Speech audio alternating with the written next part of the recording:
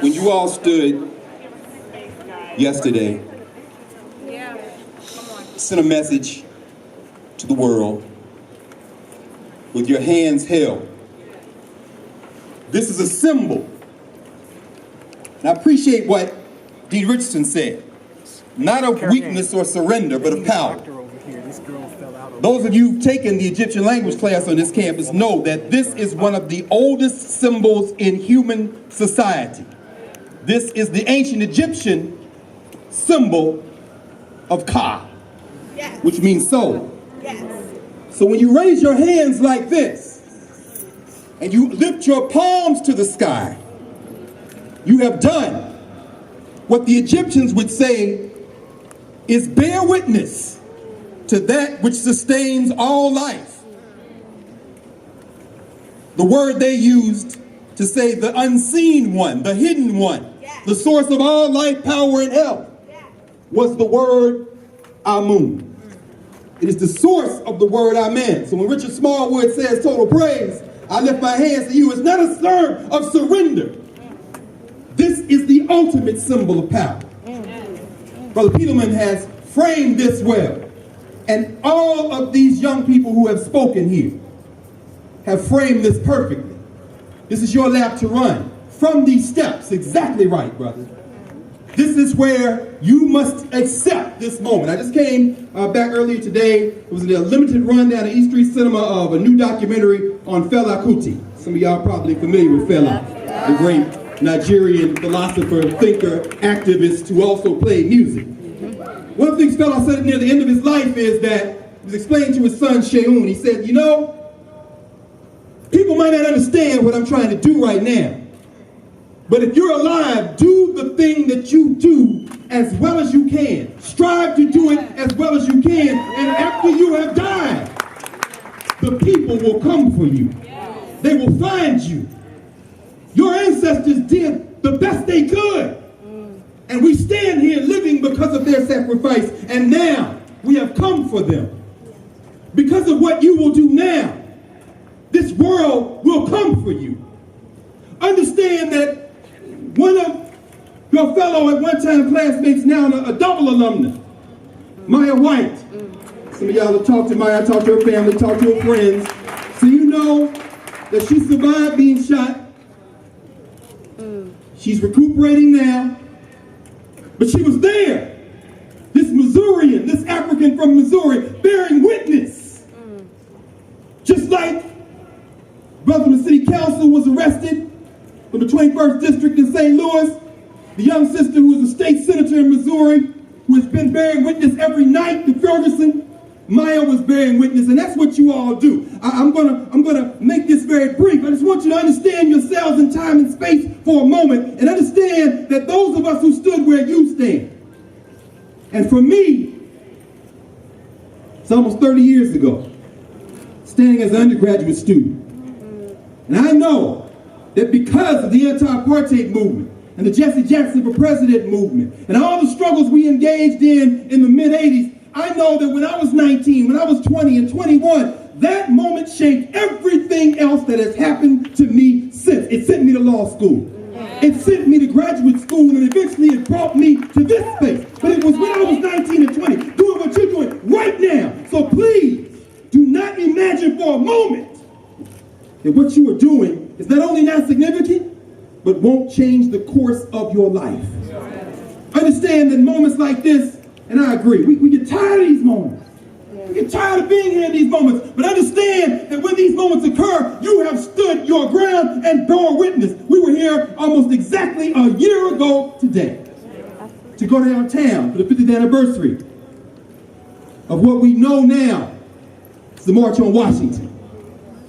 You stood in this space. I watched you all stand in this space to stand for affirmative action 10 years ago and brought universities from all over the country to have a teach-in over in Bird Gym. I watched you in this space a few years later when in Jenna, Louisiana, people came at our children and you stood for them, and the world again convened in this space with the parents of the so-called Gina 6. I watched you over the last 2 years when Sabrina Fulton came to this campus and said, you have stood with me and my husband You have stood with me and my family. You have stood with me and my son. And I'm watching you now.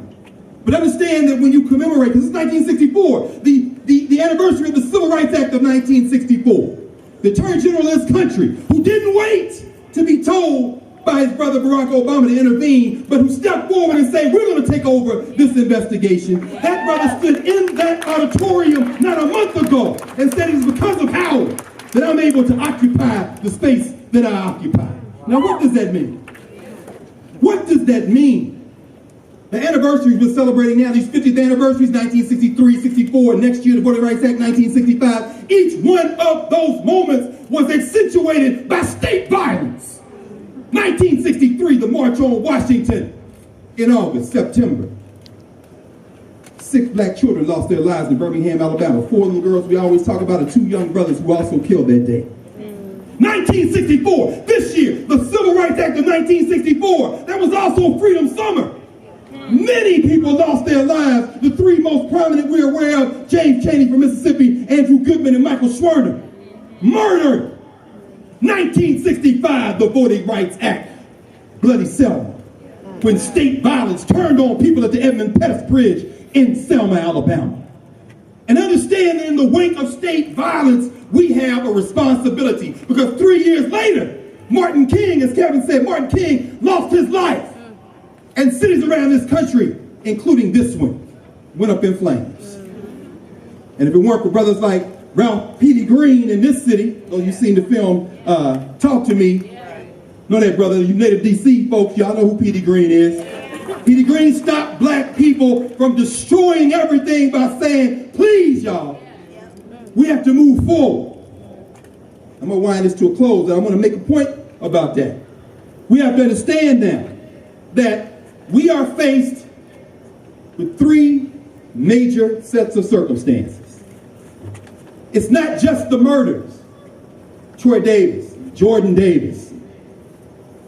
Not just the murders of Trayvon Martin, Mike Brown.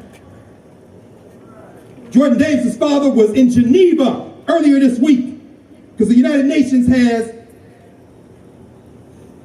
a convention for the elimination of racial discrimination.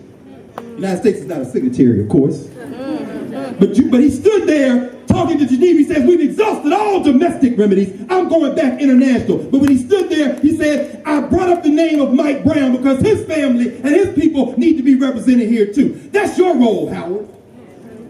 Our people sent us here for you to play that role. Understand, it's not just the murder of those brothers, but that 24 people have been shot in this city over the last week. 7 last night, including one at the corner of Malcolm X and Martin Luther King in Southeast. Saturday afternoon, I was standing at the corner of Malcolm X and Martin Luther King, thinking to myself, I love these black people, and I swear I wish all the Howard students just come to Southeast DC for a day and let these children see you, and then bring them here and let them see. I was standing there thinking that, and my God, not even a week later, a man is shot on that very same corner. That's not the police. 3 things. I'm done. The first thing is, in this country, black citizenship is considered martyrdom. We are expected to suffer for this country. We are not expected to turn up for our rights, but to supplicate, to bow. It's not your role. It's not your role to save the soul of this country. If this country's soul is saved, it will be because of what you've done as a human being, not because you went out there to become a citizen. The second thing, black dissent is seen as treason. So when you put your hands up, that seems a form of dissent. Dr. King writes about this. It doesn't matter how you behave. Your very presence is seen as an opposing force. And finally, the whole idea that you exist is so foreign to the concept of American citizenship that what people don't understand is that no society can be built on a state structure that does not put the people first.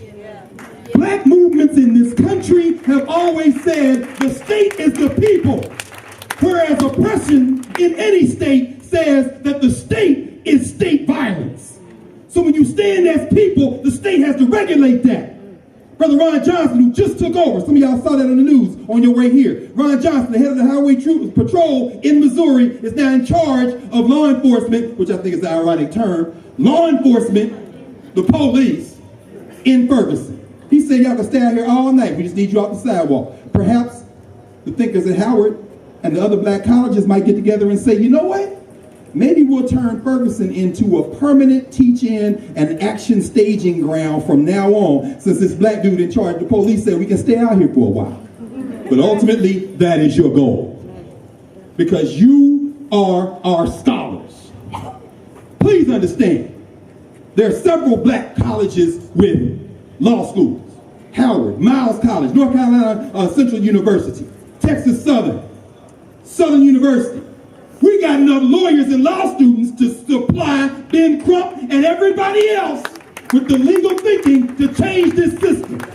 Those of you who are in graphic design, those of you who are in computer science, we need databases of every victim of violence that has been black for the last 300 years. Those of you in fine arts, we need a different kind of art now. We need a different kind of music now. We need a different kind of... Those of you in the College of Engineering, you know, we're talking about cameras and design. We need those kind of cameras that you can't even see you got them on.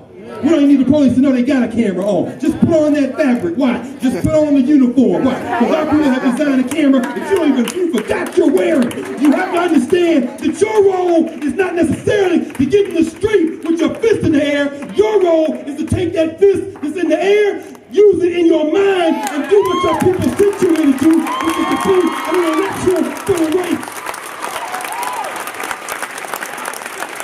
Thank you, guys.